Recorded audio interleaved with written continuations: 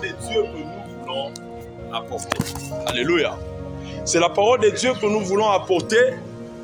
Et c'est la parole de Dieu qui va encore réveiller en chacun de nous la foi. Et la parole de Dieu dit encore, là où 2 ou 3 sont réunis en mon nom, je suis là présent. Et nous sommes déjà plus de 3 ce matin et nous croyons que le Seigneur est avec nous ce matin. Alléluia. Bien-aimés frères et sœurs, natongo ya lelo tolingi tolobela na mama na elkambo oyo. Je pense que nous allons être beaucoup plus francophones ce matin et ça ne va pas beaucoup nous déranger. Nous voulons apporter ce message tellement capital et tellement bénéfique pour la vie de chacun de nous, surtout pour la vie chrétienne de chacun de nous. Nous sommes des chrétiens, oui, c'est vrai.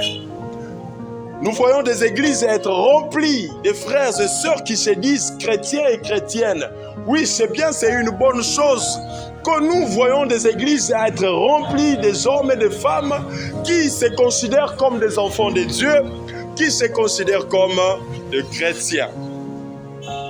Mais au travers du message que nous allons apporter ce matin, bien-aimés frères, chacun de nous, nous allons voir si réellement ces hommes et ces femmes qui remplissent les églises vivent réellement la volonté de Dieu.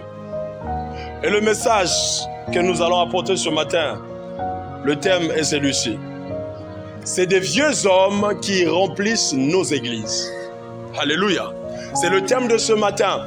C'est de vieux hommes qui remplissent nos églises. Et voilà, c'est une bonne interprétation comme ça. C'est de vieux hommes qui remplissent nos églises. Pourquoi est-ce que le Seigneur a inspiré ce thème, ce sujet que nous voulons aborder ce matin? C'est suite à un constat. Bien-aimés, nous sommes en République démocratique du Congo. Et la RDC est dominée par le christianisme. Les chrétiens en RDC sont au-delà de 70%. Et aujourd'hui, lorsque nous voyons la majeure partie, presque la majorité des personnes au Congo, lorsque nous parlons avec elles, beaucoup disent qu'elles sont des chrétiennes. Donc beaucoup de personnes disent qu'elles sont des chrétiennes. Lorsque nous essayons de fréquenter les parcelles, vous savez, aujourd'hui, en RDC, particulièrement dans la capitale ici à Kinshasa, lorsque nous essayons de voir 10 parcelles,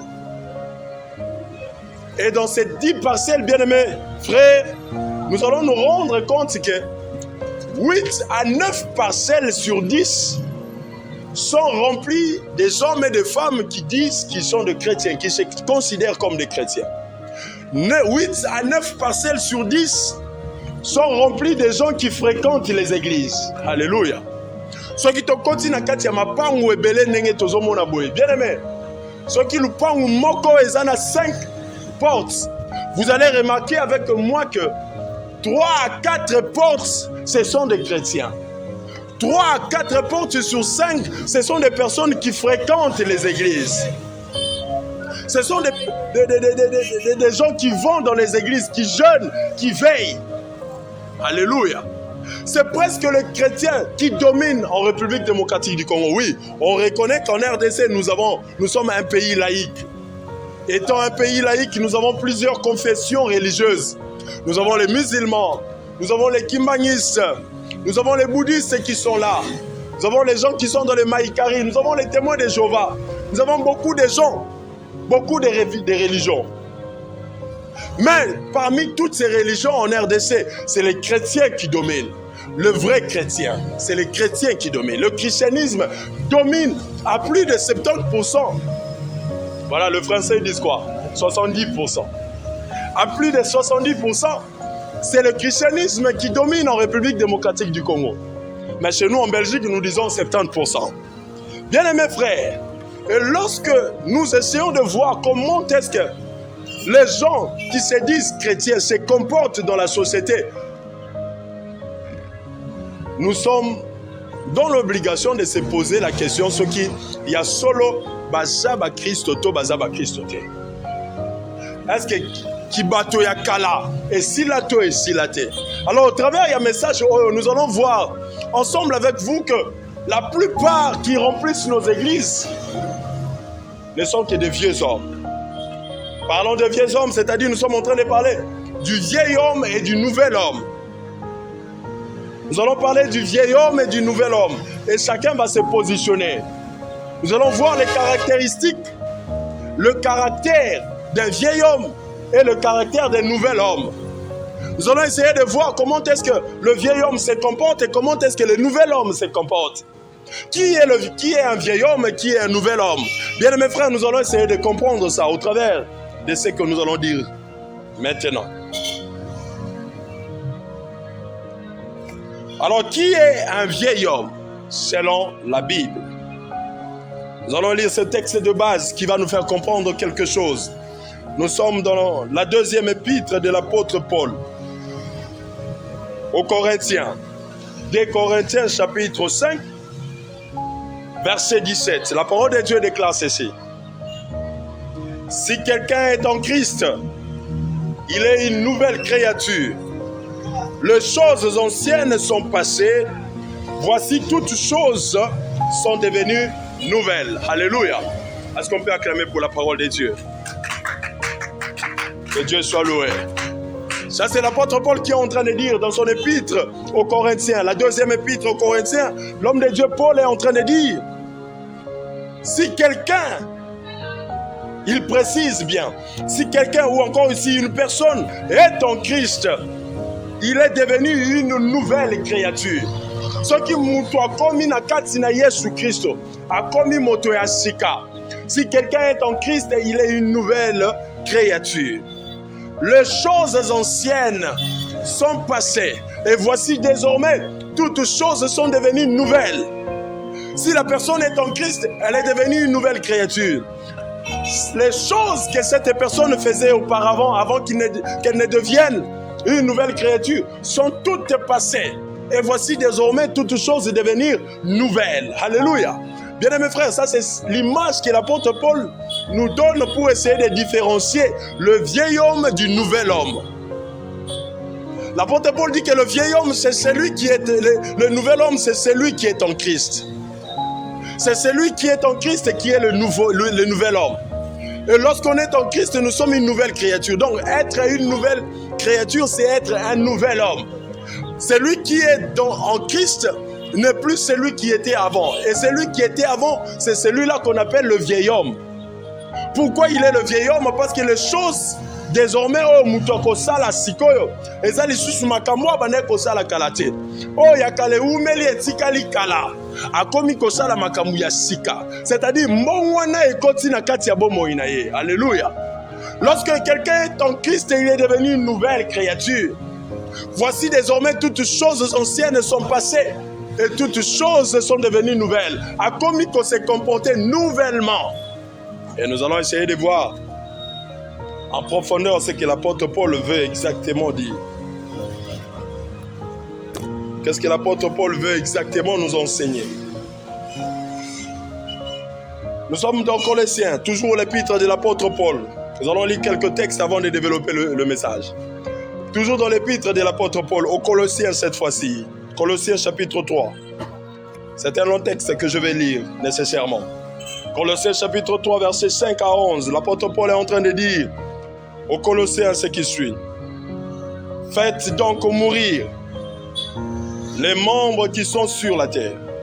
L'impudicité, l'impureté, les passions, les mauvais désirs et la cupidité, qui est une idolâtrie. C'est à cause de ces choses que la colère de Dieu vient sur les fils de la rébellion, parmi lesquels vous marchiez autrefois lorsque vous viviez dans ces péchés. Mais maintenant, renoncez à toutes ces choses, à la colère, à l'animosité, à la méchanceté, à la calomnie, aux paroles déshonnêtes. qui pourrait sortir de votre bouche? Ne mentez pas les uns aux autres, vous étant dépouillés du vieil homme et des œuvres et de ses œuvres, ayant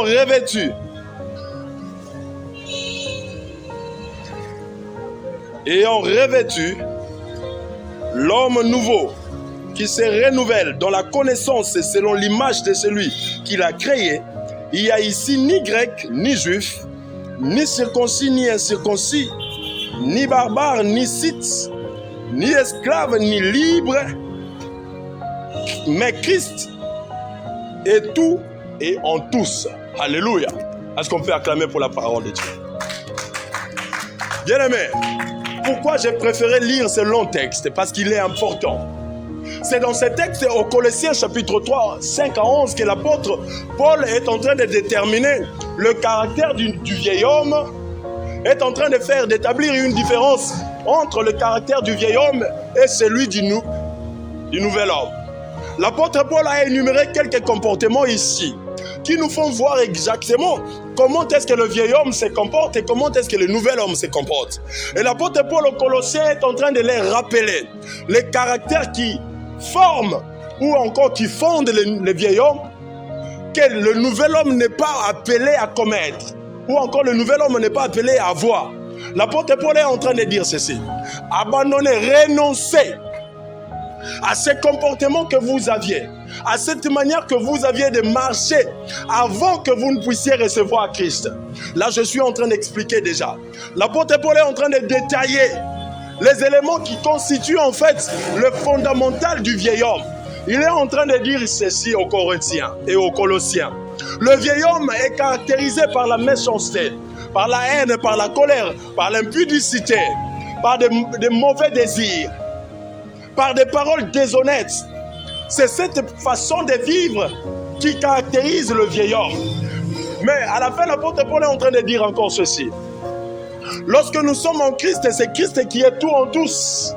Et lorsque Christ est tout en tous, il n'y a désormais ni homme ni femme, ni esclave ni libre, ni grec ni juif.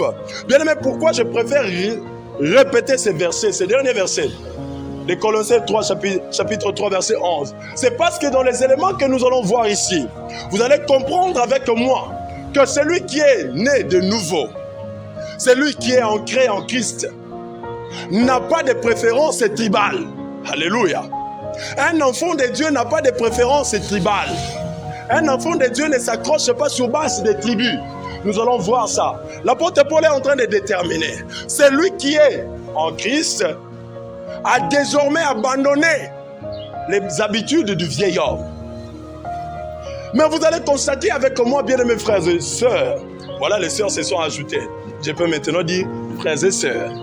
Bien-aimés frères et sœurs, l'apôtre Paul est en train de dire que lorsque nous sommes nés en Christ, le vieil homme est passé, c'est le nouvel homme qui apparaît. Lorsque nous sommes nés de nouveau, le vieil homme n'a plus sa place, c'est le nouvel homme qui a sa place.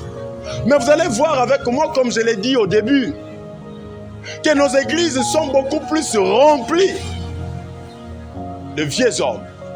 Parce que le thème que nous sommes en train d'aborder ce matin, c'est des vieux hommes qui remplissent nos églises.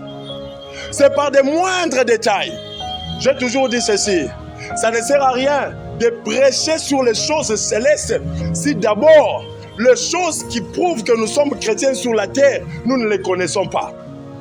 Les caractères qui peuvent prouver au monde que nous sommes chrétiens sur la terre, si nous ne parlons pas ou nous ne connaissons pas ces choses, ça ne servira à rien de parler sur l'onction.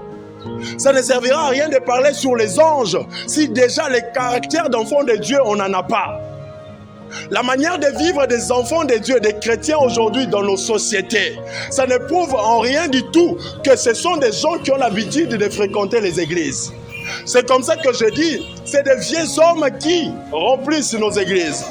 Ces hommes et ces femmes qui crient nuit et jour dans les églises, qui jeûnent, mais regardez comment ils vivent dans leur maison. Allez-y voir comment ils se comportent dans leurs parcelles. Vous allez voir que les parcelles sont remplies, dominées des chrétiens, mais des chrétiens qui ne se comportent pas comme des chrétiens. C'est très important de connaître ces choses aujourd'hui. Dans 1 Pierre, nous sommes toujours dans la lecture des textes avant de développer. Je suis dans le temps. On ne va pas déborder. Dans la première épître de l'apôtre Pierre, chapitre 1, verset 14, l'homme de Dieu est en train de dire ceci. 1 Pierre, chapitre 1, verset 14. Comme des enfants, obéissants, ne vous conformez pas aux convoitises que vous aviez autrefois, quand vous étiez dans l'ignorance. Alléluia. Ça, c'est l'apôtre Pierre qui est en train de dire dans son épître. Comme des enfants obéissants. Il s'adresse à une catégorie de personnes. À qui? À ceux qui sont nés de nouveau. L'apôtre Pierre ici n'est pas en train de s'adresser aux païens. Il n'est pas en train de s'adresser aux vieux hommes. Il est en train de s'adresser à ceux qui sont nés de nouveau. Il leur dit quoi? Comme des enfants obéissants, ne vous conformez pas aux convoitises, comme c'était autrefois, quand vous étiez dans l'ignorance. Ne vivez pas comme si vous étiez encore dans l'ignorance. Cela sous-entend quoi? L'apôtre Pierre veut dire que lorsque nous sommes nés de nouveau, nous ne sommes plus dans l'ignorance. Nous avons maintenant la connaissance du bien et du mal. Alléluia. Nous sommes appelés à connaître ce qui est bien à faire et ce qui est mal à ne pas faire. Parce que nous sommes obéissants à notre Dieu, à celui qui nous a appelés. Celui en qui nous avons cru. Nous sommes censés ne pas nous conformer aux convoitises d'autrefois. Quelles sont les convoitises d'autrefois? L'apôtre Paul l'a énuméré dans Colossiens chapitre 3. L'apôtre Paul l'a dit. Les convoitises d'autrefois, c'est l'animosité, les calomnies, la méchanceté, les mauvais désirs, les paroles déshonnêtes, la haine, toutes ces choses-là, ce sont là la convoitise d'autrefois. C'est-à-dire, tant que moto, non, bon humanité. Baposa oya zalaka nango ezalaka baposa ya malamu te.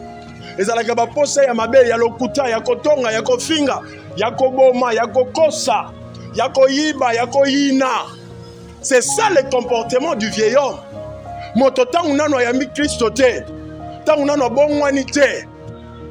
Bon moto na ye atambolaka lokola nyama. C'est-à-dire makambu ya kala. Oh yamabe wana nde ye sepelisaka ye. Mais l'apôtre Pierre est en train de dire soki sikoyo moto abongwani. Lokola bobongwani pe bozo obéir na jamais. Makambo nyonso ya mabe ya kala. Bosangana nango lisusu te. Bosala yango lisusu te. Parce que bobandaki kosala yango po bozalaki na kati ya kozanga koyeba. Alléluia. Makambo nyonso wana ya mabe bobandaki kosala yango po boyebaki nanu te. Sikoyo lokola boyebi. Bokangama lisusu na makambo wana ya kala te. Mais bien aimés frères et sœurs, j'ai dit au début de mon introduction que ceux qui totamboli mapangu ebele lelo na kati ya mapangu wana batu bazo dominer, batu baza majoritaire, baza ba Kristo. Soki okoti na kati ya lopango moko okuti ba porte eza 5 8 na 8 porte wana na 8 porte tokoki kokuta 6 to 7 baza ba Kristo. Baza basi pe mibalo bakendaka ndako ya Nzambe. Parce que les musulmans, les bouddhistes, les banani, bazali na bango kasi baza mokie. Ebele ya bato awa na Congo, toza ba Kristo.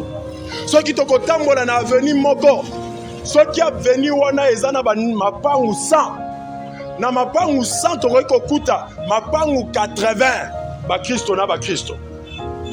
Mais lorsque tozomona comportement na bango na kati ya société, na bisika bavandaka, na bisika basalaka, nezotinda biso toloba ete mangomba na biso etondisami na bato ya kala. Alors que nous avons vu dans la Bible que bato ya kala nde bazalaki kokangama na makambo ya mabe. Mais comment bato bakomi bato ya sika?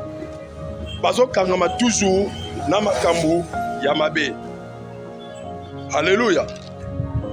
Apôtre Paul na kati ya mateya na ye alakisa biso lolenge ya bato misato. L'apôtre Paul nous a énuméré 3 types d'hommes. Il nous a parlé de l'homme spirituel. L'apôtre Paul nous a parlé de l'homme charnel.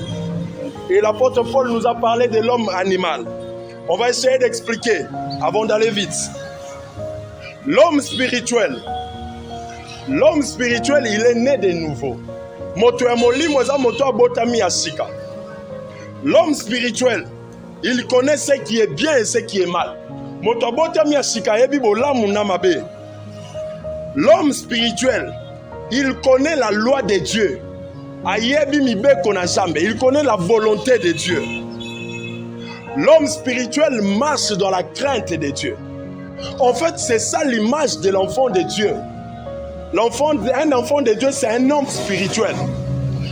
Il a la connaissance de la volonté de Dieu. Il marche dans la crainte de Dieu. Il connaît ce qui est bien et ce qui est mal. Il est né de nouveau. Ça, c'est l'homme spirituel. Maintenant, l'homme charnel, il est né de nouveau, lui aussi, oui. Mais, il ne marche pas dans la crainte de Dieu. Il marche selon les désirs de la chair.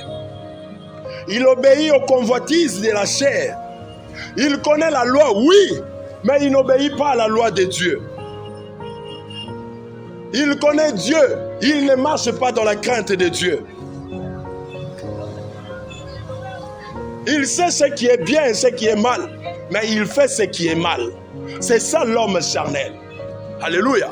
Et vous allez comprendre avec moi que les deux types d'hommes qui restent, c'est ces deux types d'hommes qui caractérisent Christ Lelo. L'olenge ya batomi baleo tokotanga tozotanga la suka. Homme charnel na homme animal. Yango nde zo caractériser Christ belé lelo na kati banda na mangomba. L'homme animal, il n'est pas né de nouveau. Il ne connaît pas la loi de Dieu. Il ne connaît pas Dieu. Il n'a pas la crainte de Dieu. Il ne connaît pas le bien, il connaît seulement le mal. Il est semblable à un animal. Il est conduit non pas par la conscience. Il est conduit non pas par l'esprit de Dieu, mais il est conduit selon l'instinct, un peu comme un animal. Aza lokola mbwa. Un homme animal, aza lokola mbwa. C'est-à-dire, abongwana te, ayebi nzambe te, ayebi Kristo te, aza nani. Azo tambola lokola mbwa bisika. Instinct na ye ezotinda ye nde bisika ye azokende. Ezala malamu ezala mabe ye ayebi te akosala yango. Oyo ezali mabe oyo azosala azo se rendre compte te ke eza mabe. C'est-à-dire un homme animal est toujours attaché aux choses du monde, aux choses de la chair, sans le savoir qu'elles ont mabe. Alléluia. Maintenant, lorsque nous regardons la manière de se comporter, il y a Christ belé lelo. Na kati ya matonga te. Na kati ya ndako nzambe te. Libanda na mapangu na bango. Na mabota na bango. Na mabala na bango. Na misala na bango. Lorsque nous essayons de voir comment est-ce que le chrétien se comporte, les gens qui remplissent les églises se comportent, bien-aimés frères et sœurs, nous avons à nous poser la question. Est-ce que ce sont des hommes nouveaux ou ce sont des vieux hommes qui remplissent nos églises? Alléluia. Comment les gens qui remplissent les églises se comportent de manière charnelle, sont toujours attachés au comportement du vieil homme? Comment et pourquoi? Le vieil homme est un païen. Le nouvel homme, c'est celui que nous appelons chrétien. Né de nouveau. C'est le nouvel homme. Ceux qui ont bon ya sika, bien mes frères et sœurs, et que makamoto kolobela na ngonga mukie oyo, on se retrouve que yo sala kayango, ou bien yo apuya kayango, on dit makayango, on se pela kanango. Bien aimé, il faut que tu te poses la question, ceux qui yo oza moto ya sika, to oza kaka moto ya kala, ou bien oza moto ya sika, moto ya kala oyo alati kaka poso ya moto ya sika. Voilà ce que je cherchais à dire. Nous avons de vieux hommes qui remplissent des églises, qui ne sont que de vieux hommes déguisés en peau de nouveaux hommes. Nous avons des vieux hommes qui sont déguisés en nouveaux hommes, qui crient, qui chantent, qui glorifient Dieu, alors qu'en réalité, ils n'ont pas changé au plus profond d'eux. Nabosolo na kati ya mitema na bango babongwana te, kasi bazo ganga sans jolansambe na kati ya matonga, comme si c'était des gens qui sont vraiment convertis. Les caractéristiques que nous allons évoquer ici, vous allez comprendre que ebele o bazoganga na banda kwa nzambe baza batu ya kala. Ki moto ya kala nano etika bango te. Alléluia. Alléluia. Comme nous avons lu ici dans 2 Corinthiens, apôtre Paul Kolobake, moto ya sika akomi na makamu ya sika, makamu nyonso ya kala etikali pe makamu nyonso ekomi ya sika. Nini yango ezo caractériser le vieil homme? Tozolobela yango lisusu. Le vieil homme a caractérisé na bomo ya masumu, la vie de péché, la haine, l'attachement aux traditions de la coutume, le tribalisme, l'orgueil, le vol et l'escroquerie et beaucoup de choses comme ça. Alléluia. Le vieil homme est attaché à ces choses. Moto ya kala mopagano akangamakana biloko bokoko. Ekolo na ngai. Koyiba lokuta kindoki. Si le vieil homme est attaché à ces choses-là, mais le nouvel homme n'est pas attaché à ces choses. Mais comment est-ce que nous sommes des nouveaux hommes dans les églises? Mais notre caractère, notre façon d'être, et ça n'a qu'à s'appeler Kambourou. Bien aimé, nous allons évoquer quelques éléments qui prouvent que des chrétiens vivent comme des païens. Exemple, tu étais ancré dans la pratique ancestrale. Lorsque tu étais encore païen, lorsque tu étais encore vieil homme, lorsque tu étais encore dans le monde, tu étais attaché à la pratique ancestrale, aux pratiques de la coutume. Makambu ya kala ya tradition ya bakoko, oh ya mabe wana, okangama nango, basinga na loketo, ba poudre, ba mai, kosala boy, biloko boy ya mabe, okangama kana biloko wana. Lorsque ozalaki nanu mopagano, okangama kina biloko ya ekolo na ngande ekolo ya malamu. Soki kovana na kovana ndena batu ya ekolo na ngai. Soki kolia na kolia ndena batu ya ekolo na ngai. Là, c'est quand tu étais encore le vieil homme.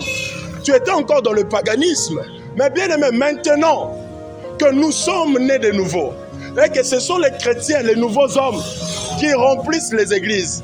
Mais regardez comment est-ce que les nouveaux hommes qui remplissent les églises se comportent. Bien aimé, comment est-ce que nous sommes chrétiens, nous sommes nés de nouveau. Ozokota na kati ya lupangu, kolo lupangu baye. Aza mo Kristo, peut-être aza maman mokambi, aza tata mokambi, akenda ke eklesia, aza peut-être diacre, aza chantre, aza choriste. Mais quand tu vas chercher une parcelle, une maison dans une telle parcelle, comment est-ce que mon Kristo azozo pose ya kotuna yoso oza ya ekoloni? Alléluia. Ce sont des chrétiens. Azamo Christ, mais il te demande d'abord si tu es de quelle tribu. Ce qui azamo luba et que yo azamo Congo, oluenda kuna ozanda kuna ete, mais akenda église. Ce qui azamo Congo, azamo tabandundu, yo azamo luba, azamo ngala, okozanda kuna ete, mais akenda église. Tomela ba mai oyo pototala nani yango abomi mutu na famille, yepe ameli mai wana, mais akenda église. Tokende na ndako nganga totalisa nani abomi ndeko wana yepe akenda ndako nganga po atalisa mais akenda ke église. C'est pourquoi je suis en train de dire, est-ce que Asa vieil homme toi Asa nouvel homme? Alléluia. Comment est-ce que tu te permets ya koluka oyeba ekolo ya muninga avant osala ebola? Soki okenda ke église et que tilelo pose la malamu na batu, il faut baza la batu ya ekolo na yo. Bien aimé, c'est que zana nu moto ya kala. Ozana mo pagano. Alléluia. Ba pratique ya mabe ya kindoki ezalaki kosalema tango ozalaki mo pagano okomi mo Kristo ozo continuer kosala yango. Ndeko mobali ya kufi yo leki na yo lobi ke fona zo mwasi na ye parce que coutume lobi bongo. Bien aimé, mais tu es né de nouveau. Moto azondi mabiloko wana yepe akenda ke eklesia.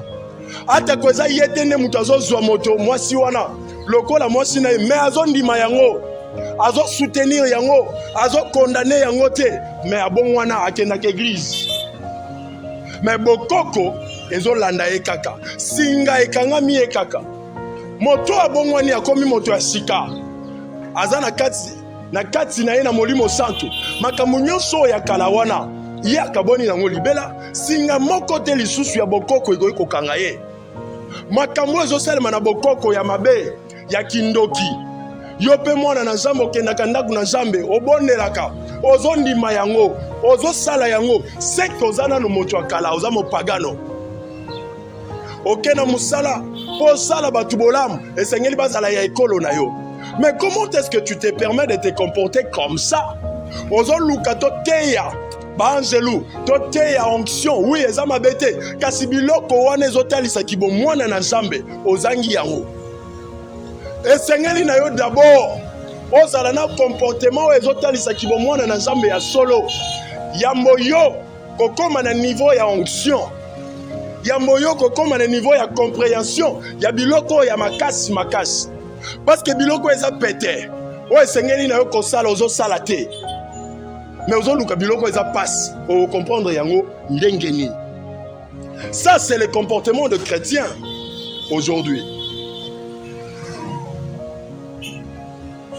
Oza mo Kristo, mama mokambi, papa mokambi. Okenda ke église motei. Mais bien aimé, qu'est-ce que nous sommes en train de remarquer aujourd'hui? Qu'est-ce que nous sommes en train de remarquer aujourd'hui? C'est pourquoi j'ai dit au départ, tokende na mabota, tokota na mapango, totala ndenge bato bazo tondisa ndako ya Nzambe bazo se comporter. C'est par là que tokoloba soki baza bato ya sikato bato ya kala. Alléluia. Ndeko na yo azalaki na bomengo akufi, atiki mwasi na bana. Yo mo Kristo okendaka église, olobi bobotola mapango, bobotola bozwi na ye, bobotola bomengo na ye, bozwi ba orphelin bobwaki, bobengani, bozwi veuve wana bobwaki, bobengani. Ata soki yo nde osali yango te, kasi oza na libota oyo batata mwasi bapapa bazosala makambo ya bongo ozosoutenir.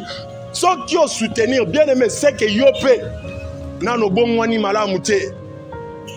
Comment imaginer ce sont des hommes, des frères, des sœurs, des femmes, des papas qui sont dans les églises, mais qui vivent avec la richesse des orphelins qu'ils ont confisqués. Ils vivent avec la richesse de veuves qu'ils ont confisquées. Mais akendaka kobondela, azobondela nini? Soki bozui yabana bitiki abotola parce que ndeko na yende mutu asombaki yawo. Soki bozui ya veuve wana abotola parce que ndeko na yende mutu asombaki yawo. Kasi azokende ndako Nzambe kobondela nini? Parce que quand tu vas à l'église, il y a des choses aux apprendre. Ignorance ezolungwa yo. Makambu ya kaloko ikosala yango lisusu te. Bobanda ikosala yango na lisanga. Tosangani biloko wana eza ndeko na biso tokobotola yango. Bana oyo pe tango tata na bango azalaki na bomoi, bazalaki mutu makasi penza balungwa awa. Wana tango bozalaki bino nyonso bapagano, sikawa yo bongwani okomi mo Kristo. Tango makambo ya lolenge wana ezosalema na kati ya libota, yo mo Kristo za wana ozoloba nini? Ozosepela nango. Soki bakaboli mapangu wana bateki bomengo wana mutu na mutu azwa part na ye, yo pe ozwi part na yo. Mais ce sont eux-là qui sont dans les églises. Eza batu ya lolenge wana basana kati ya mangomba.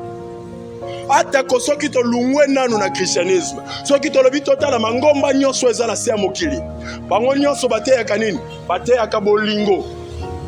Kasi soki totali comportement, ba geste, ba acte mususu bazo poser na kati ya mabota na bango, est-ce que bolingo ezali? Ezotali sata mukiete ke bolingo ezali. Ba orphelin bakomi ba shege, ba voyou. Bakena ba wenze bakomi konyokwama. Ba oya basi ba violer bango, ba oya mibali bakomi miyibi. Mama kuna veuve wana beli. Peut-être pe akufi yo kenda ke église, kasi ozana ensengo ya kofanda na bomengo na bango, ko continuer kolia yango. Ou bien ozana tata mwasi tata moko boye. Oyo asala yango ofanda kimia ozo soutenir. Ebele ya batu babanga kakoloba pe makambo ya bongo pona kokima liwa. Mais soko za mwana Nzambe solo kobanga liwa te. soki oza mwana nzambe solo atondisami na justice otelemeli eloko ya bongo comme ça oyo amoni ki asala kindoki aya kolia yo. Alléluia. Biloko oyo eza ya tata na bango, biloko oyo eza ya mobali na ye, moto akozwa ngo aza te. Oyo tata mwasi to noko to papa oyo akotelema kolobake yo ozotia biso misapi na misu okomona yo mpe tia ye mosapi na misu yo mpe yebisa ye okomona. Parce que soki ozodefendre justice nzambe akozala na yo mpo na kodefendre yo liboso ya bitumba nyonso. Alléluia. Oza na eloko okoki kobanga te soki bato bazosala mabe na misu na yo, bien aimé, yo mpe ozosoutenir yango, seke yo mpe oza complice.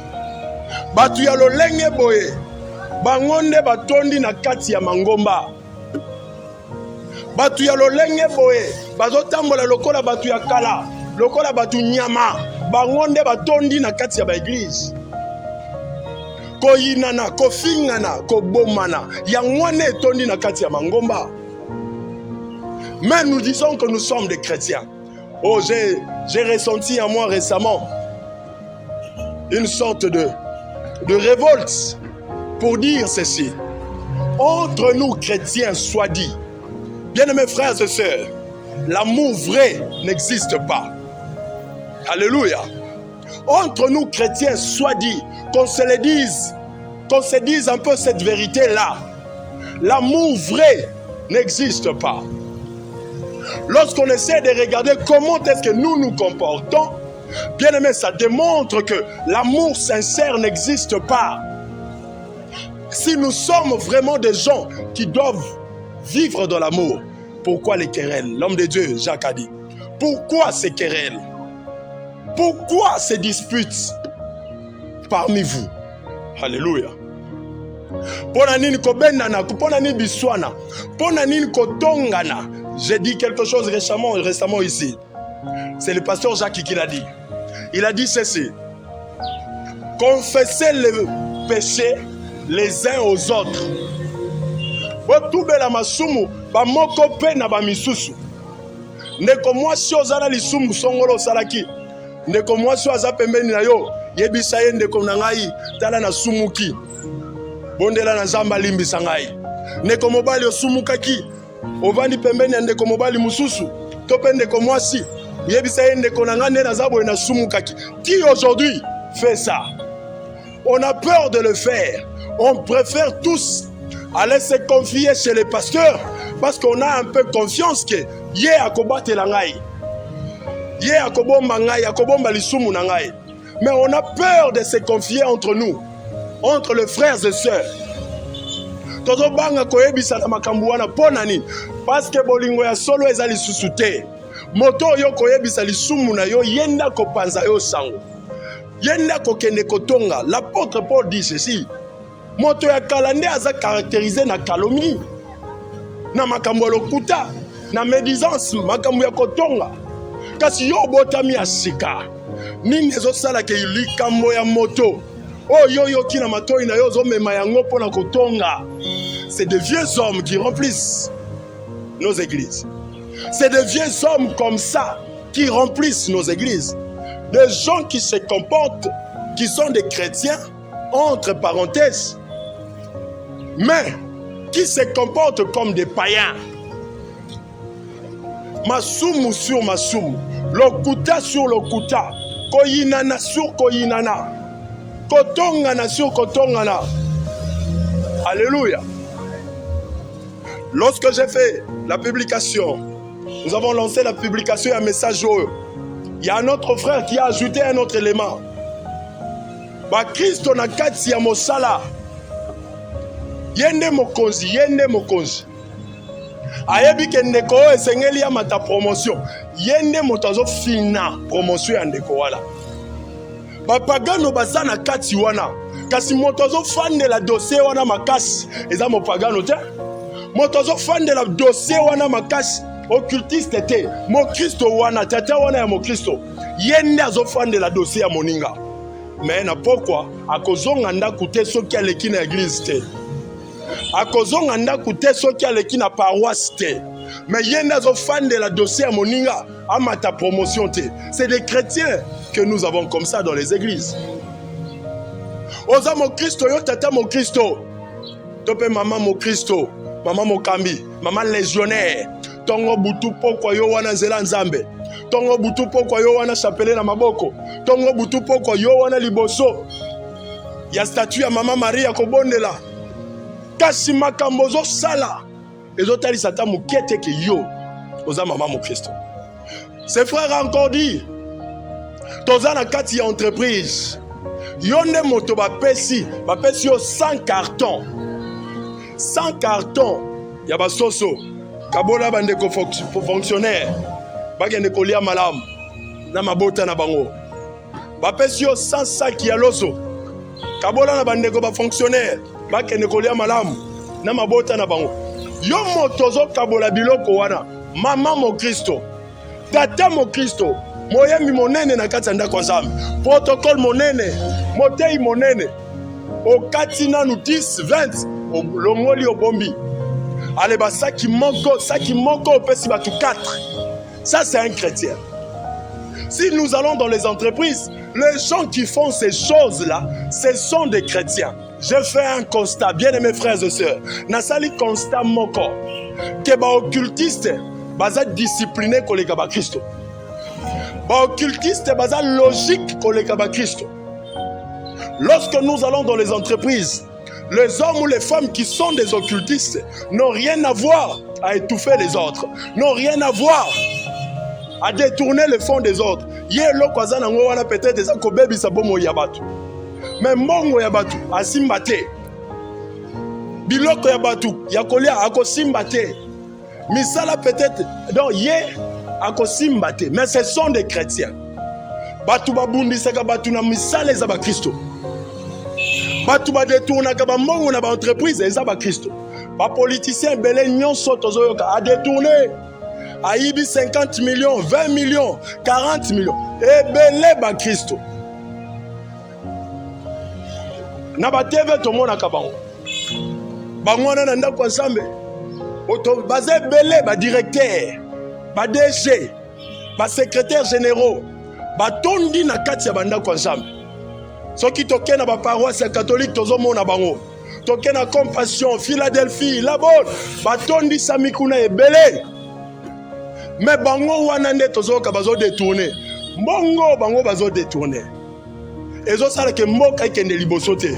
Tangu mboka ezo kende liboso te. Ba tata ba mama bana bilenge bazo souffrir. Mais wana banani ba Kristo. Alléluia. Tangu batu ya lolenge wana bazo ya ndako Nzambe. Tozo te ya bango nini. Toyebisa bango mosala na yo bisiko zali eza tellement malamu. Nzambe azola kisa lobi okomata lisusu. Donc lelo azoyiba 50 millions. Yo ebisi lobi akomata lisusu. Potangu akomata ayiba 100 millions. Alléluia. Ce sont des chrétiens. C'est comme ça que je suis en train de dire. Ce sont de vieux hommes qui remplissent nos églises. Ce sont des gens qui sont remplis de caractères de païens, qui remplissent nos églises. Bakristo batondi sami na comportement ya ba pagano. Tango zalaki mo pagano, kopo ya masanga na yo ukokabwana te. Mais obongwani ya sika. Soki ozongi na ndaku yo kopo ya masanga. Alléluia. Mwasi ya ndumba yo koki koleka te tango zalaki mo pagano. Kasi obongwani ya sika. Mwasi ya ndumba ozoleka pe kaka te. Ofandi na kati ya ndaku na bandeko. Bana ya tata mwasi, bana ya mama leki, bana ya boye. Ou bien bana o papa yaki na bango. Bao ya yo ozo batela, bao wana ozo nyokola. C'est ça le comportement des chrétiens. Les femmes qui sont en train de faire souffrir les autres enfants de leur maison. Ceux-là qui sont en train de faire souffrir les enfants que leurs maris ont apportés.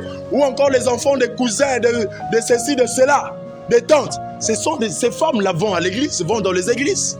Elles remplissent les églises. Parfois même, ce sont des protocoles. Parfois même, ce sont des diaconesses.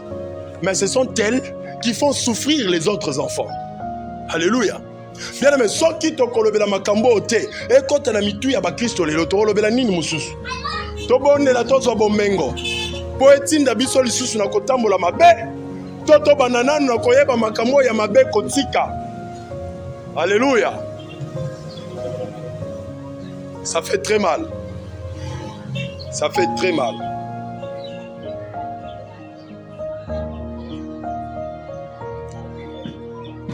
Bien-aimé,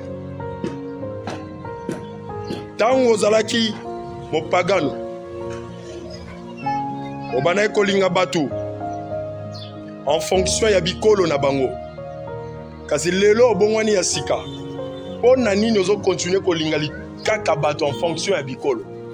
Soki ADN ya ekolo nano elungwa na kati ya molimo na yo te, seke obongwana nanu te.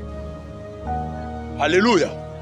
Soki ADN ya bikolo ya ekolo nano elongwa na kati ya makila na yo te, tangu yo bongwani okomi mwana na Nzambe, seke yo oza nanu mopagano. Moto nyonso azosala choix pe azofonde choix na ye likolo ya ekolo, bien-aimés frères et sœurs, c'est qui aza nanu attaché na makambo ya mosuni. Mwana na Nzambe nyonso, la Bible nous a fait voir. Donc Colossiens chapitre 3 verset 11, l'apôtre Paul est en train de dire, il n'y a ni grec ni juif, ni esclave ni libre, ni riche ni pauvre. Bongo yo tango ozolingo sala choix mpo na nini ozoluka ekolo. Alléluia. Ebele ya bato ata surtout mpo na makambo ya mabala, soki akutani na ekolo na ye te akobala te, me aza mokristo. Eza likambo ya ekolo te nde esalaka mwasi ya malamu, eza ekolo te nde esalaka mobali ya malamu, eza kozala mwana na Nzambe ya solo nde esalaka ke mutu azala mutu malamu. Alléluia.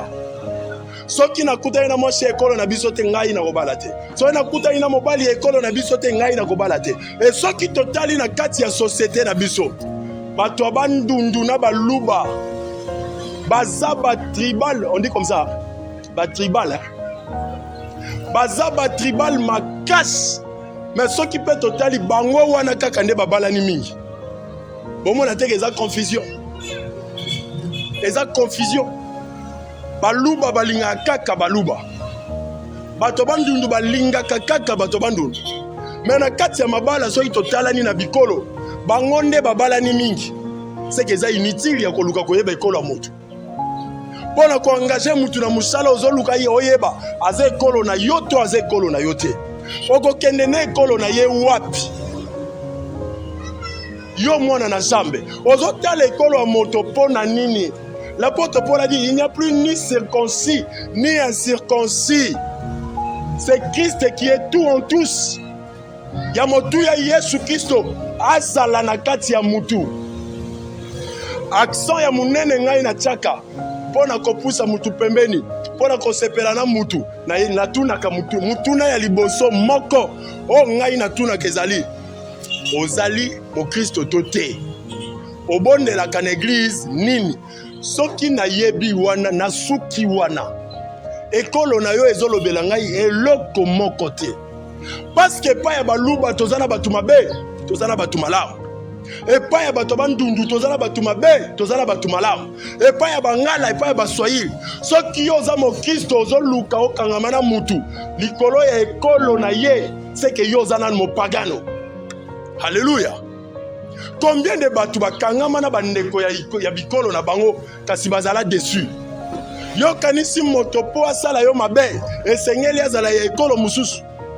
Alléluia. Président de la République a kena mbujuma ekuna akuti ba yibi mbongo. Banani ba yibi mbongo, baluba to bato bandu. Baluba ti. Ba yibi ndeko na bango mbongo. Alléluia. Po moto asala yo mabe esengeli te azala ya ekolo mususu. Ata mutu ya ekolo na yo akosala yo mabe. Mais soki mutu ataza ya ekolo na yo te, abangaka Nzambe akosala yo mabe te. Alléluia.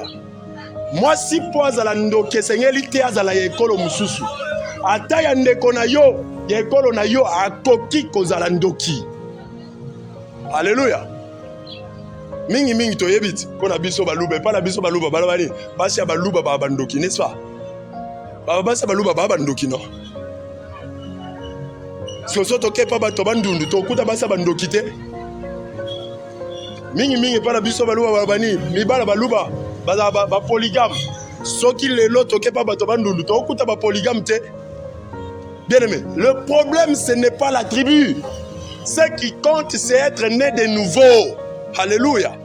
Soki na kati ya mangomba na biso lelo tozokuta batu baza na ba comportement ya boye c'est que ba bon wana ya solo te baza nanu ba pagano nde bazotondisa bandako ensemble bakoki kozala 1000 2000 10000 kasi soki na kati ya mabota na bango na kati ya bandako na bango tozokuta comportement ya lolenge boye bien aimé baza nanu ba pagano. Esika moko te ki mo Kristo elobi ke obengana ndeko na yo avanda na ndako na yo te. Esika moko te. Soki kondima na yo elobi ke ovanda na batu te. Seke yo kondima na yo eza na ya lokuta. Eza mo pagano nde a subsa babani français ekimi. A suspectaka mutu nyonso. État d'âme. Esika moko te ki bo Kristo lobi ke obengana ndeko na yo salisa batu te. Soki okoboya kosalisa batu po oza mo Kristo yeba ke oza nanu mo pagano. Toza bana na Nzambe esengeli na biso koyeba maloba na Nzambe. Soki tokokangama na baposa ya mokili makambu ya mokili alors ke tokendaka totondisaka bandako ya Nzambe seke nanu tobongwana ya solo te. Bandeko basi mibali bazokende ndako ya Nzambe azongi na ndako boye impoli.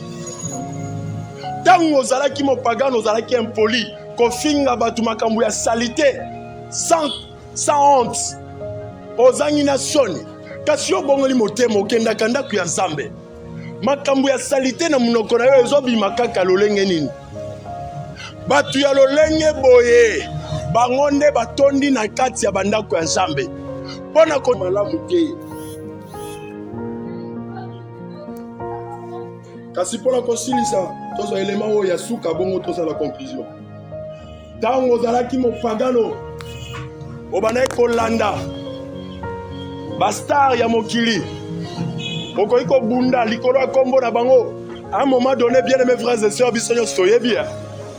il était arrivé à un moment donné ici à Kinshasa. Pas seulement à Kinshasa, partout au Congo. Pas seulement partout au Congo, même en Europe, dans la diaspora. Les gens ne se parlaient plus. Les gens ne se fréquentaient plus. Les gens s'étaient assassinés. Les gens s'étaient insultés. Pourquoi? Pour na Ujibenawera. Alléluia. Pour na Jibenawera, batu babunda, mabale kabwana. Batu bafingana, basalana mabe, babomana. Mais tant que yo komi mo Christo, bien aimé, comment est-ce que ozaka kana makila wana yako bunda soki batangi kombo jibe? Ozaka kana makila wana yako swana soki batangi kombo wera ya fali. C'est que kibomwana na Nzambe ya solo ezate. Makila ya kibopagano ezayo nanu makasi. Okoki ko bunda soki bagolo balobi ozongisi po yo za warriors. Soki ba warriors balobi okofinga po yo za gaulois, mais chrétien gaulois. Hein? Chrétien ya gaulois, chrétien ya warriors. Soki ba fingi fali ago kata bilamba bitumba. Mais ça comportement ozalaki nango tango ozalaki mopagano lelo komi mo Kristo bafinga ye te teliote baboya fere baboya ye te teliote poza mo Kristo bizaleli wana eza bizaleli tango ozalaki mopagano kasi lelo oza mopagano lisusu te bizaleli wana ezolanda yo pona nini kasi tokomona na kati ya mangoma na biso batu ya lolenge boye nde batondi baoyo baswanaka pona bagolwa baoyo baswanaka pona kiwarriors baoyo baswanaka pona BCBG baoyo baswanaka pona maison mère mais ba Kristo mo Kristo alandaka biloko ya mokili te okotambola na nzela oyo ke nzembo wana ye ebeti ekoti na matoi wi oleki fali azala na mungongo kitoko wi nani aboyi non qu'on soit juste nani aboyi ke fali ana mungongo kitoko nani aboyi ke faire ana mungongo kitoko mais c'est pas ton problème oyo moko yebi ke wi ana mungongo kitoko esa lelo te mais obanda biswana yo Osakana na de nuances, Jésus de nuances, Jésus de nuances. Si bo soigni bo bundi, bon nuance. Mais yo mo Christo. O lata bilamba, o kende pe na ndako nzambe, o bondeli, o yembi, louange, o zongi. Mais soki ba fingi, Jésus de nuances, o tomboki bo bundi. C'est que makila ya ki bo pagano nano tikiyote. Alléluia. Bisoba na jambe tozana comportement o efezala. Esengeli tozala na comportement o eza différent na batu ya mokili. Alors bien-aimés dans le Seigneur,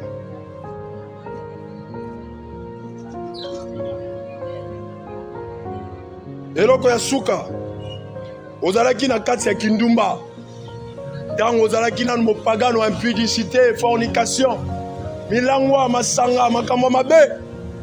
Kasi awa obongoli motema. Pona nini comportement wana ya impudicité eza kaka? Pona nini comportement wana ya milangwa eza kaka?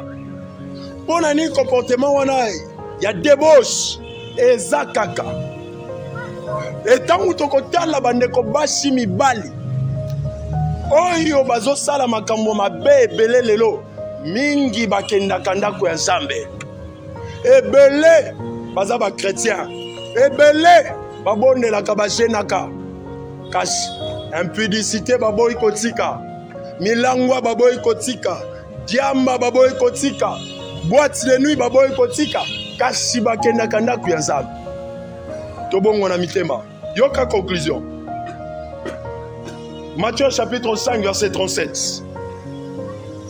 Yesu azolo baboye naba tu babanda koyoka ye.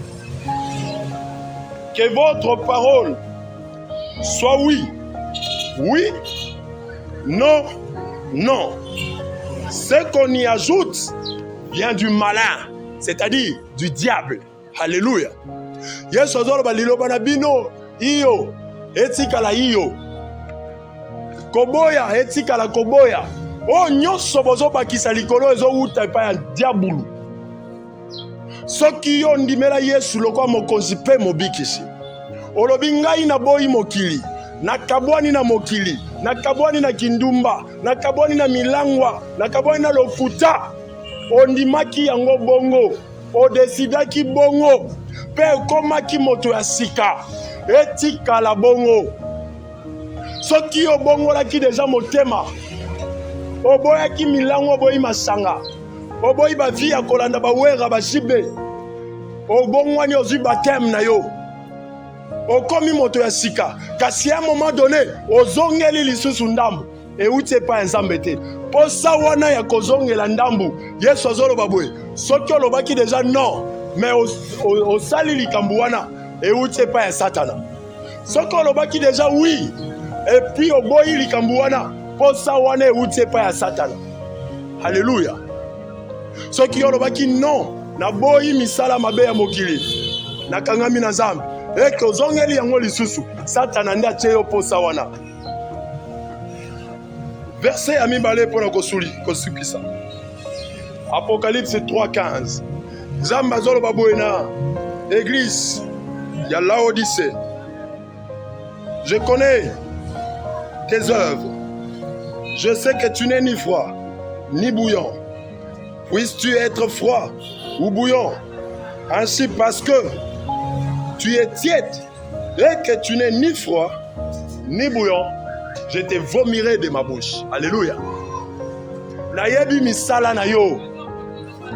Ebele ya batu tangu bazotondisa ndako ya Nzambe, bazokanisa Nzambe ayebi misala na bango te. O basalaka na kuku, na o bazolakisa na pole. Nzambe azoloba boye, yo nayebi misala na yo. Oza malili te, oza pe moto te, oza na katikati. O epa na biso baluba to baka choyi oyi. Donc oza moto moko boye. Achimfufu, voilà. Muluba solo yo wana. Donc oza moto ni malili ni moto. Nayebi misala na yo. Tango bimaka na ndako ya Nzambe soki culte sili nayebi bisika okendaka. Tango vandaka na baninga na yo nayebi makambo bosalaka. Tango kendaka musala na yebi makambo sala ka yo mama diagonesse, yo diacre, yo chantre, choriste, adorateur, yo protocole na yebi misala na yo. Makambo sala kana kuku na yebi yango. Oza malili te, oza pe moto te. Soki oza na kati ya église, olakisi moto. Soki obibi na église, okomi malili. Na yebi misala na yo ya molili. Na yebi yo. Kasi po, oza malili te. Oza pe moto te. Oza na katikati. Yeba ke na kosanza yo na munoko na ngai. Hallelujah. Zambe tango alobika kosanza yo. Akotikela yo Satana asakana na yo. Akotikela yo Satana abebisa yo. Akotikela yo Satana alia yo. Alléluia. Parce que protection tozana yango, Zambe nazo protéger. Soki siko Nzamba sanzi yo, poza ni malili, ni moto. Bien-aimé, sors na yo ekozala nini. Alléluia. Est-ce qu'on peut incliner nos têtes pour prier? Je veux que tu pries avec moi. Je veux que tu parles au Seigneur. Et que tu lui dises, Père, na yo ki on atongo ya lelo. Olobeli ngai. Bien-aimé, tala yo moko bomo ina yo. Oza malili to oza moto. Oza na katikati to oza